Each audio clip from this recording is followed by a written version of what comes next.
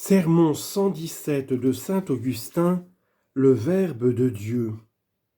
Psaume 95, verset 1.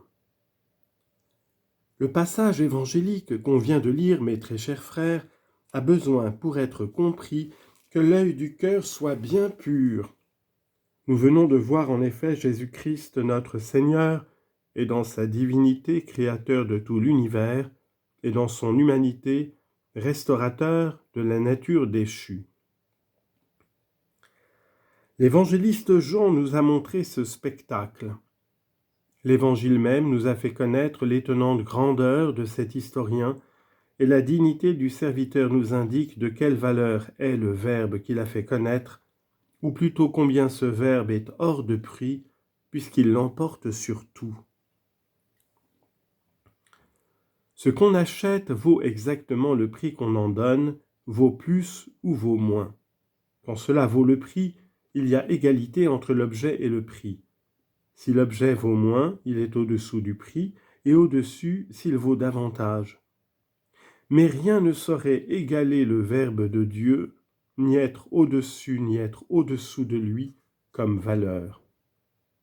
Tout sans doute est au-dessous de lui, puisque tout a été fait par lui. Mais rien ne saurait en être le prix même inférieur, et toutefois, si l'on peut parler ainsi, si la raison ou l'habitude permettent de s'exprimer de la sorte, le prix à donner pour acheter le Verbe est l'acheteur lui-même, et en se donnant à lui, il s'enrichit. Voulons-nous acheter quelque chose ? Nous cherchons ce que nous pourrons donner en échange de ce que nous désirons. Et ce que nous donnons alors est hors de nous. S'il est dans nos mains, nous nous en dessaisissons pour prendre en retour ce que nous achetons. Ainsi, quel que soit le prix d'achat, il faut le céder pour obtenir ce qu'on a en vue. On ne se cède pas pourtant soi-même, mais on acquiert l'objet qu'on paie. Quant au Verbe, il ne faut pas, pour se le procurer, chercher hors de soi. Il faut se donner soi-même, et en se donnant, on ne se perd pas, comme on perd le prix d'une autre acquisition. Ainsi, le Verbe de Dieu s'offre à nous, l'achète qui le peut, et on le peut avec une volonté pieuse. Dans lui, en effet, se trouve la paix, et cette paix passe sur la terre aux hommes de bonne volonté. Luc 2, 14.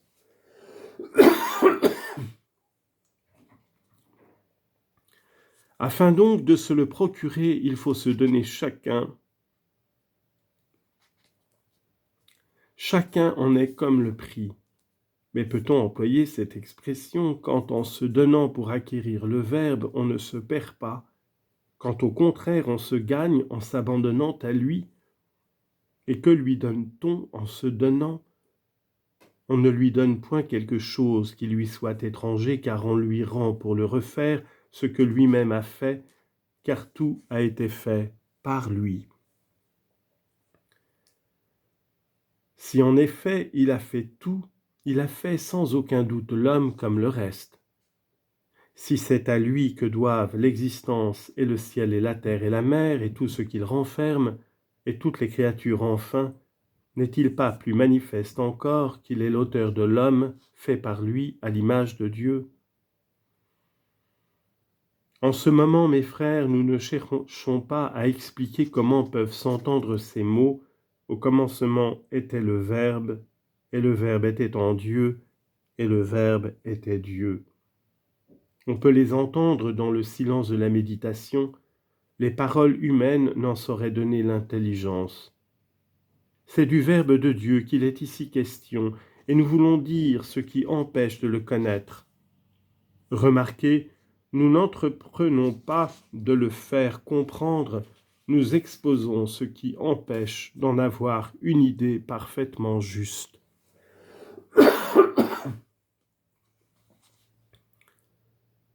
C'est que ce Verbe est une forme, mais une forme qui n'est pas formée, et qui au contraire a formé tout ce qu'il est. Forme immuable, où il n'y a ni déchet ni déclin, qui n'est astreinte ni au temps ni au lieu, qui domine tout et qui est partout, qui sert à la fois de fondement pour tout appuyer et de fait pour tout couronner. Dire que tout est en lui, ce n'est pas une erreur, car ce verbe est appelé la sagesse de Dieu, et il est écrit « Vous avez tout fait dans votre sagesse ». Psaume 103, verset 24. Ainsi tout est en lui, et pourtant parce qu'il est Dieu, tout est au-dessous de lui. Ce qu'on vient de lire est incompréhensible, et si on l'a lu, ce n'était pas pour le faire comprendre à l'esprit humain, mais pour lui inspirer le regret de ne le comprendre pas, pour lui faire découvrir ce qui lui en ôte l'intelligence, pour le porter à écarter ses obstacles et à soupirer après la connaissance de ce Verbe immuable, en changeant lui-même de mal en bien. Le Verbe en effet ne profite ni ne gagne à être connu, il reste toujours le même si on s'approche de lui, et le même si on reste près de lui, le même si on s'en éloigne, et le même si on y revient, et en restant toujours le même, il renouvelle tout. C'est ainsi qu'il est la forme de tout, mais forme incréée indépendante, comme nous l'avons dit, et du temps et de l'espace. En effet, ce qui est dans un lieu quelconque y est nécessairement circonscrit. Une forme circonscrite a des limites qui la prennent à son origine et la conduisent à son terme. De plus, ce qui est contenu dans un lieu, ce qui a un volume et une étendue quelconque est moindre dans l'une de ses parties que dans son tout. Fasse le ciel que vous me compreniez. À la vue des corps qui sont sous nos yeux, que nous trouvons, que nous touchons et au milieu desquels nous vivons, nous pouvons constater chaque jour que chacun d'eux, quelle qu'en soit la forme, occupe localement une place.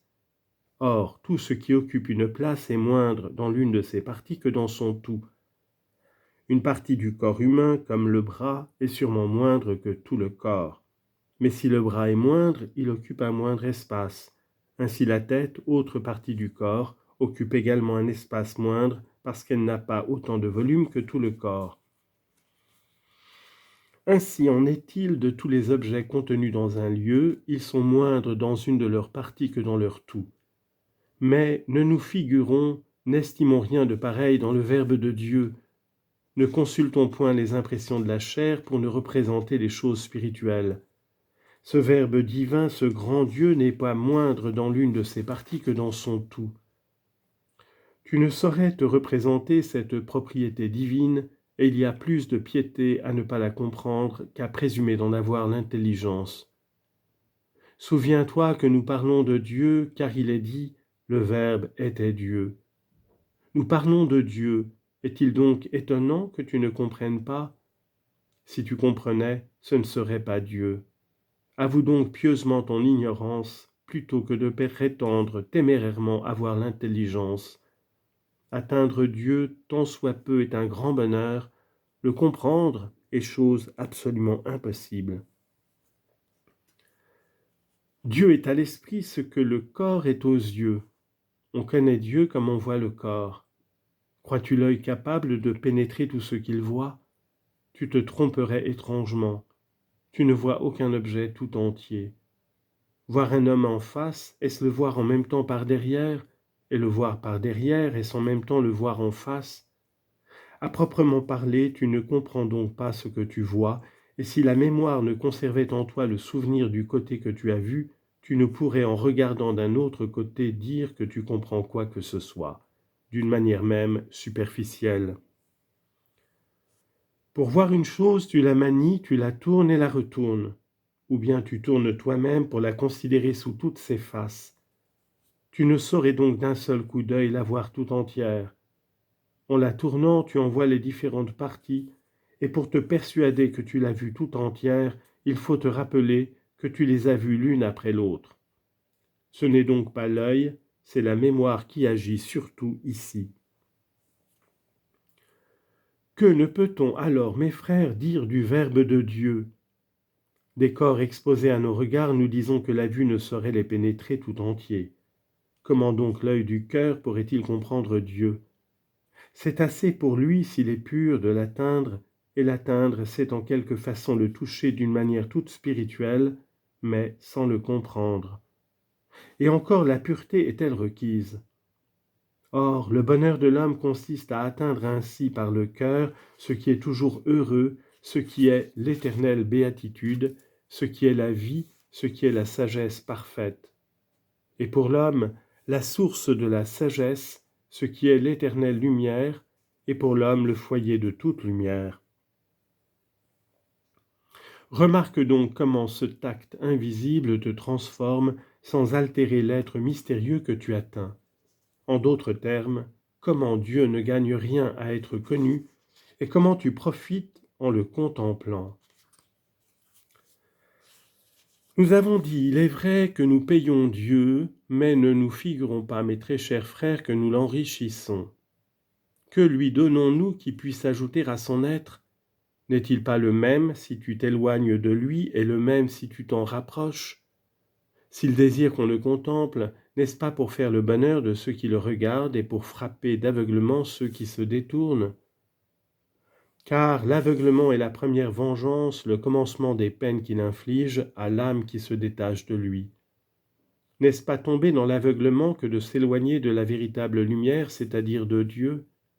Cette peine n'est pas sensible, elle n'en est pas moins réelle. Aussi, mes très chers frères, sachons que, sans parler de naissance temporelle, c'est d'une naissance toute spirituelle qui le met à l'abri de toute altération et de tout changement, que le Verbe de Dieu est né de son Père. Mais comment persuader à certains infidèles qu'il n'y a rien de contraire à la vérité dans cette doctrine catholique que combattent les ariens, infatigables ennemis de l'Église de Dieu? Les hommes charnels ne croient-ils pas plus facilement ce qu'ils voient? On a donc osé dire, le Père est plus grand et plus ancien que le Fils est inférieur au Père et moins ancien que lui, et voici comment on raisonne, si le Fils est né, évidemment le Père existait avant lui. Soyez attentifs, que Dieu nous vienne en aide, implorez son secours par vos prières, et par votre pieuse application à recueillir ce que lui-même nous donnera, nous inspirera pour vous. Qu'il nous aide à expliquer de quelque manière le mystère que nous avons entrepris d'exposer. Je l'avoue cependant, mes frères, si je n'y réussis pas, attribuons-en la faute non pas à la raison, mais à l'homme. Priez donc, je vous en conjure, je vous en supplie, touchez la miséricorde divine, et qu'elle nous mette sur les lèvres les paroles qu'il est nécessaire, à vous d'entendre et à nous de présenter.